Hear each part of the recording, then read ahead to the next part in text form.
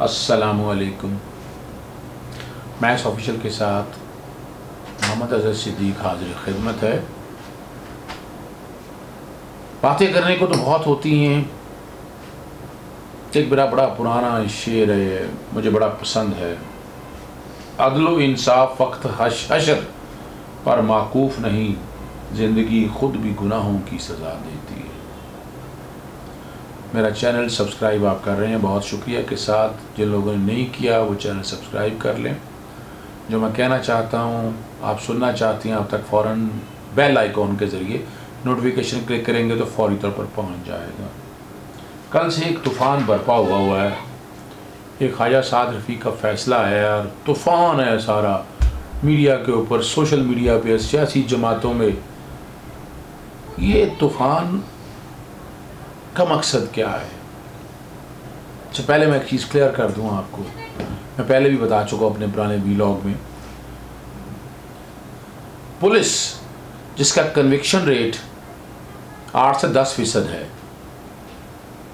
तो पुलिस ख़त्म नहीं कर देनी चाहिए। जो कल का एक बयानिया बनाने की कोशिश की जा रही है, चेयरमैन नैब इस्तीफ़ा दे दे, नैब का इदारा बंद कर दें। क्यों बंद कर दें नैब का इदारा? जिसका कन्विक्शन रेट 70% है और जिसमें चंद सियासतदान जिन्होंने अवाम को बेवकूफ़ बनाया हुआ है, वो उनकी रज़ा के लिए कर दें बंद। और एक बयानिया ऐसा बिल्ड किया जा रहा है सो कॉल्ड लिबरल्स ने या खूनी लिबरल्स ने, और एक ऐसी क्लास जो समझती है कि हम आंसरेबल ही नहीं है, वो जो समझते हैं करप्शन कोई बात ही नहीं है। I had gone through the judgment. मैंने इस जजमेंट को बड़ा तफसीली पढ़ा है। ये CP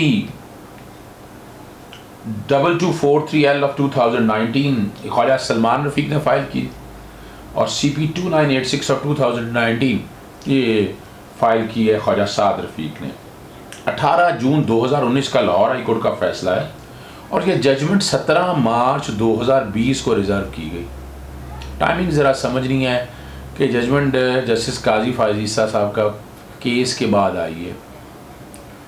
17 मार्च, ग़ालिबन 4 महीने का कहा हुआ था कि 4 महीने में फ़ैसला, मेरा ख़्याल है, यही मुझे याद पड़ता है कि कोर्ट ने ये कहा था कि 4 महीने के अंदर ही फ़ैसला करना है, डिटेल जजमेंट रीजनिंग देनी है। तो आगे चलने से कबल मैं बताता चलूँ, मैं आम बंदों के लिए ज़रा पहले पढ़ दूँ कि ये जो प्याली में तूफ़ान बर्पा किया है, ये ज़मानत के केस के अंदर जजमेंट है। इसका हर लिखा हुआ लफ्ज़ जो है ना, वो ट्रायल कोर्ट पे बाइंडिंग नहीं है। ये किसी ट्रायल कोर्ट ने नहीं कहा कि नैब को पॉलिटिकल इदारा बन चुका है या ऐसी कोई एप्रीहेंशंस नहीं है। सारी मैं अगर एक लफ्ज़ को हेयर से के हवाले से, सुप्रीम कोर्ट या तो होल्ड करता ये नैब पॉलिटिकल इदारा है, ये शहादतें आई हैं, ये रीज़न्स हैं, ये सारी बातें हैं, कई सुनाई बातों के हवाले से वो एक इम्प्रेशन की बात की है सुप्रीम कोर्ट ने और हमने इसको ले बैठे हैं। होल्ड हो गया। होल्ड कैसे होता है? होल्ड एक ट्रायल होना है और उस आम आदमी के लिए बड़ी एक फिर वो मिठाइयाँ बांट रहे होंगे। उसका पैरा 93 आप लोगों के लिए पढ़ने लगा हूँ मैं। In the end we may observe that the observation here and above are merely, लफ्ज़ है merely, tentative in nature and have no bearing on the outcome of the reference. क्या रह गया? खुद ही ख़त्म होगी बात कि जो कुछ कहा है इसका रेफरेंस से कोई ताल्लुक नहीं है। रेफरेंस है अपनी, और रेफरेंस देखिए ट्रायल होता है। आर्टिकल 10A के मुताबिक शहादतें होनी है। खाली सुप्रीम कोर्ट के इस बुनियाद से नहीं, यानी इसको क्वैश कर देते सुप्रीम कोर्ट, फिर इख्तियार था। आप लाहौर हाई कोर्ट में रेफरेंस क्वैश करने के हवाले से कोई दरख्वास्त अभी आई, और मैं यही कहता आया हूँ, खुदारा इंटरप्रिटेशन गलत करें, मत गलत करें। सुप्रीम कोर्ट के फैसले को ज़रा बड़ा कानून और आइन के मुताबिक पढ़ा करें आप। और नीचे लिखा above are the reasons for short order dated 17 March 2020। और इससे पहले गालिब के शेर का बड़ा चर्चा है। भाई, पुलिस का निज़ाम जिस पे लोगों के 8 से 10% और लोग जो जलील होते हैं आम आदमी, उसके लिए क्या ख़त्म कर दी जाए पुलिस को? आप ये है आप कहना चाहते हैं? ANF जो एंटी नार्कोटिक फोर्स के हवाले से, जिसका कन्विक्शन रेट गालबन 70-80% के करीब है, उसको भी ख़त्म कर दें।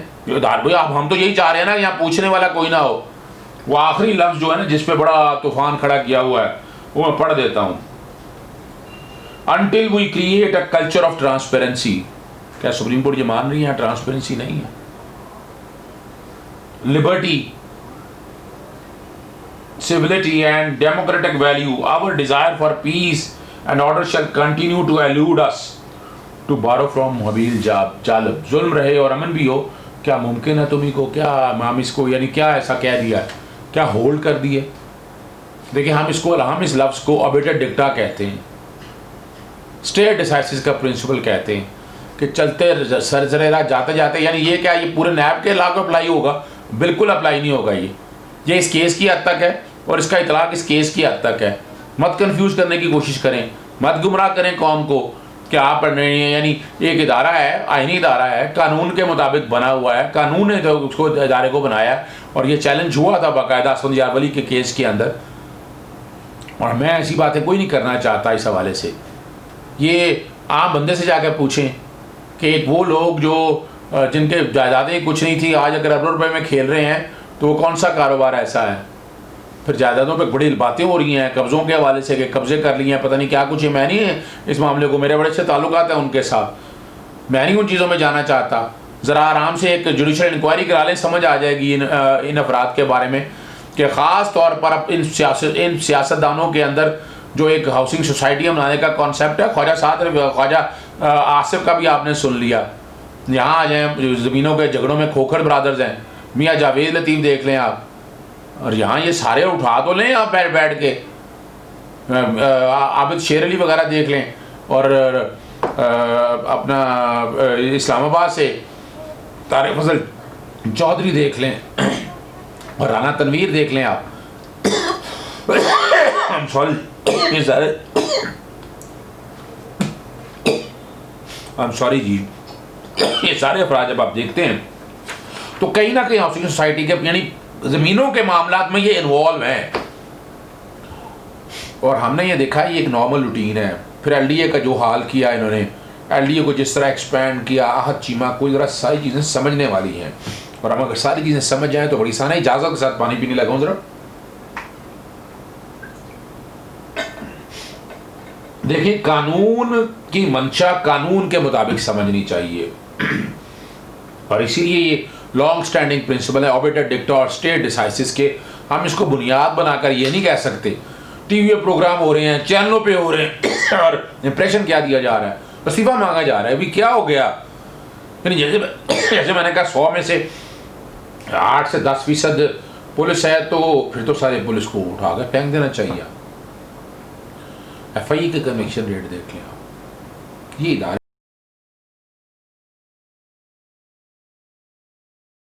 ब्रेक के बाद दोबारा मुलाकात, एक्चुअली बीच में थोड़ी सी खांसी आ गई थी, तो मौसम अच्छा है तो साथ कॉफ़ी का कहा गया, साथ साथ कॉफ़ी पीते हैं। मैंने जो बात अर्ज़ कर रहा था, जो मैं कहना चाह रहा था कि हमने ऐसा एक तूफ़ान खड़ा किया हुआ है कि पता नहीं ख़त्म हो गया, इसे इदारे ही ख़त्म कर दें। इस तरह की कई ऑब्जर्वेशन नीचे लोअर कोर्ट्स के बारे में आई हैं, सेशन कोर्ट्स में आई हैं, कुछ हाई कोर्ट की ऐसी ऑब्जर्वेशंस हैं। इससे कबल अगर आप देखा जाए तो फिर ये सियासी जमातें ना ख़त्म कर दी जाए। मैं ज़रा लॉ एंड ऑर्डर का केस अगर आपको याद कराऊँ थोड़ा सा, इफ्तिखार चौधरी साहब के दौर में वहाँ बाकायदा कहा गया कि टेररिस्ट विंग है अंदर पुलिस सियासी जमातों के अंदर, भाई वो भी तो कोर्ट ने कह दिया था, तो क्या सियासी जमातें ख़त्म हो गई हैं? देखिए अदालती एक फ़ैसला है, अदालती फ़ैसले के अपने प्रोज एंड कॉन्स हैं, और ये फ़ैसला प्रेसिडेंट के तौर पर तो नहीं इस्तेमाल हो सकता। ये भी एक बड़ी वाज़ेह बात है। जो कुछ कहा है ये सिर्फ इस केस की हद तक है। ये ओवरऑल जो बात है ना, वो एक एप्रीहेंशंस के लफ्ज़ इस्तेमाल हुए हैं या ऐसा कहा हुआ है। होल्ड तो वैसे अदालत नहीं कर सकती हैं जब तक कोई ट्रायल ना हो, जब तक ये वाला इशू कोर्ट के सामने ना हो। और वैसे भी मैंने आपके सामने पढ़े थे, मैं फिर दोबारा आसानी के लिए लफ्ज़ दोबारा पढ़ता हूँ जो कि ब्रेक से कबल पढ़े थे, और ये मैं दिखा भी देता हूँ आपको, ज़रा देख लीजिएगा। ये पैरा 93 है, 93 जो जालिब के शेर के नीचे है, वो आम आदमी की समझ के लिए बड़ा ज़रूरी है। वो पढ़ देता हूँ मैं आपके लिए दोबारा।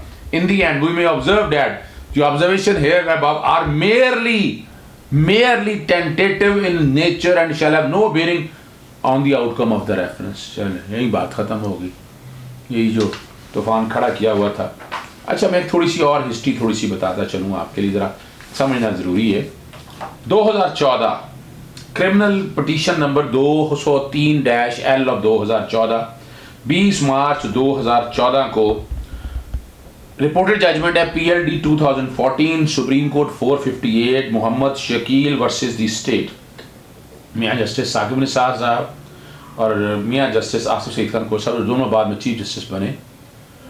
इन्होंने ये फैसला लिखा था और ये कहा, बड़ा लफ्ज़ कहा था, ठीक है ना जी, supreme bail application format for deciding a bail application that was to be adopted by all courts below provided by the Supreme Court. Supreme Court observed that in future, unless the necessity of the case warranted otherwise, the following short format for deciding an application for bail may be adopted by all the courts below. आप tentative assessment देनी है, ज़मानत की दरख्वास्त है और उसी के मुताबिक है। और सुप्रीम कोर्ट ने कहा इस तरह की जजमेंट्स इतनी मौजूद हैं मुख्तलिफ इदारों के बारे में, क्या वो इदारे ख़त्म हो गए? क्या वो इदारे ख़त्म कर देने चाहिए? ये तो केस टू केस बेसिस पे चलता है और हमें इसी चीज़ को पूरा पॉजिटिव सेंस पे लेकर देखना चाहिए। हम नेगेटिव सेंस पे मत लेकर जाएं। और हम जो एक हमारे यहाँ कुछ लोगों की क्लॉस है जो ये कह रही है कि एहतसाब नहीं होना चाहिए। देखिए, वो गॉड फादर और सिजिलियन माफिया का कॉन्सेप्ट समझना ज़रूरी है। थोड़ी सी हिस्ट्री पढ़ लें, everybody should aware of it, उन्हें समझ आ जाएगी कि हम एक ऐसा निज़ाम चाहते हैं। हम बात कर रहे हैं ट्रांसपेरेंसी की, तो क्या ट्रांसपेरेंसी ऐसी चाहते हैं? हर एक को पता है इस हवाले से। और ये भी एक कॉन्सेप्ट है कि वन साइडेड एहतसाब है। किसने कहा है वन साइडेड एहतसाब है? जब से नैब बनी है मैं तो देखता आया हूँ, कभी हुकूमत वक्त का एहतसाब होता मैंने नहीं देखा। ये पहला दौर है जिसमें हुकूमत वक्त का एहतसाब, यानी ये डिस्क्रिमिनेशन का पॉइंट मेरी समझ से बाहर है। कहाँ डिस्क्रिमिनेशन है? भाई 5 साल गवर्नमेंट कर लिया, आगे जो आकर एहतसाब आपको रोका है किसी ने? जैसे पीपल्स पार्टी ने अपने तो ये एक एजेंडा बनाया हुआ था कि ठीक है, उन्होंने अब देखा ना, नैब एक इंडिपेंडेंट इदारा है, नैब को क्यों अब सब सर्वियंट या क्यों मुलाजम बनाना चाहते हैं हुकूमत वक्त का? ये प्रेसिडेंट अच्छी नहीं होंगी, ये प्रेसिडेंट से आपको अच्छी मिसालें नहीं मिल सकेंगी। और हमें आइन और कानून की बालादस्ती कायम करनी है, आइन और कानून की बालादस्ती, आर्टिकल 4 और 5 की एनफोर्समेंट चाहिए। उसके लिए हम सबको इकट्ठे होना चाहिए। हम ये 50-60 केसेस की बुनियाद के ऊपर हम कहें कि भाई किसने कहा है आपको कि 22 करोड़ आवाम को इस निज़ाम पे एतमाद उठ गया? कितने के एहतजाज हुए, कितने लोग बाहर सड़कों पे आए, कितने लोगों ने सवाल किया? ये तो 50-60 सियासतदान हैं जो अपने तौर पर अपने तरीके से सारा कुछ सामने। अच्छा, हम बातें बड़ी हम करते हैं, आम आदमी अगर देखा जाए सोशल मीडिया पे, 2 केसों में क्या नवाज शरीफ को एवन फील्ड और अल-अज़ीज़िया में सज़ाएँ नहीं हुई हैं? मनी ट्रेल नहीं दिया उन्होंने, उनके पास सोर्स ऑफ इन्वेस्टमेंट नहीं थे और सज़ाएँ हुई हैं। एक में सज़ा सस्पेंड की थी, दूसरे में तो वो मेडिकल ग्राउंड का अगर बेस बनाकर देखें, वो उस बुनियाद पर बाहर इलाज कराएंगे तो वो एक अलग बात है। वो ज़मानत भी 401 के तहत मनसूख हो चुकी है, लेकिन क्या वो अपना ख़त्म हो गया उनका? वो इस वक्त ज़मानत मनसूख है और बाहर बैठे हुए हैं। इस पर कितना शोर डाल रहे हैं हम लोग। हमने क्या ऐसा निज़ाम है? हमें वो वापस नहीं आना चाहिए? क्या वापस नहीं लाना चाहिए? यानी अगर ये प्रिविलेज देनी है आम आदमी को ऐसी प्रिविलेज मिल रही है क्या? इस तरह आम कन्विक्टेड आदमी को पहले इस मुल्क से बाहर कितना भेजा गया है? ये सवाल है, ये आम आदमी के सवाल है जो जवाब यानी मेरे जैसे पूछते हैं तो मैं क्या जवाब दूँ इनका? मैं तो पोजीशन सारी सामने रखनी है जो आम आदमी के लिए हो, और आम आदमी को ये समझना है। तो ये भी आम आदमी के लिए बताया है कि नहीं, ऐसी परेशानी या डिसअपॉइंटमेंट की बात नहीं है। बहुत से लोगों ने फ़ोन किए, बहुत से लोगों ने कहा कि ये क्या हो गया? भाई खुदारा हमारे इदारों पे, सुप्रीम कोर्ट पे मत, यानी ये तौहीन अदालत है कि आप बिला वजह कमेंट करें, आपको पता ही कुछ नहीं है। अब लोग सवाल करते हैं कि देखें, ट्राइब्यूनल ने इंक्वायरी की थी लाहौर हाई कोर्ट के जज ने मॉडल टाउन के हवाले से, कि तो क्या हो गया? वो तो यानी दहशतगर्दी खुलेआम की है, तो फिर पुलिस ख़त्म नहीं हो जानी चाहिए थी वहाँ? उसके बाद भी क्या उन लोगों ने, जो सियासतदानों ने ये सारा मामला किया, तो उनके खिलाफ क्या हुआ? वो ठीक है, अदालतों में मामले चल रहे हैं, अपनी जगह पर मौजूद है, लेकिन ये तो चीज़ें अब सारी रिकॉर्ड के ऊपर है ना। वो तो बाकायदा जुडिशल जो ट्राइब्यूनल की इंक्वायरी हुई, वो बाकायदा शाते रिकॉर्ड हुई हैं, एविडेंस सारी सामने आई, एक एक चीज़ सामने रिकॉर्ड पे आया। तो हम ये खुदारा जो है ना, हेर से के ऊपर हर केस को उसके तनाज़ुर में देखना है। सुप्रीम कोर्ट का केस मैं फिर आपके सामने पढ़ दिया है कि वो टेंटेटिव इन नेचर है, उसका उस पर किसी भी तरह से कोई बेरिंग नहीं होनी है, और हमें आइन और कानून की बालादस्ती को यकीनी बनाना चाहिए। कुछ नहीं हुआ, अब मैं गुजारिश करूँगा कि ट्रायल जो है ये ख्वाजा सलमान रफ़ीक और साद रफ़ीक ये फौरी तौर पर अपना जाएँ, ट्रायल में फ़र्द जुर्म आयद करवाएँ और बाकायदा वहाँ पर ये सारा अपना केस लड़ें। अगर अदालत बरी कर दे तो बरी हैं, यानी सिर्फ ज़मानत बिल देने से बरी नहीं हो सकता। अगर यही प्रिंसिपल पूरी दुनिया में उठाना है और हम ज़मानत के केसों को प्रेसिडेंट बना के हम कर रहे हैं, पता नहीं से क्या हो गया। ये ट्रायल के जब फैसले होंगे उसके बाद ये बात समझ आती है और अपील तक फैसले हो जाएं। अभी फ़िलहाल ये तूफ़ान खड़ा करने की कोई ज़रूरत नहीं है। और याद रखिएगा, वाबस्ता रहे शजर से उम्मीदें बाहर रख।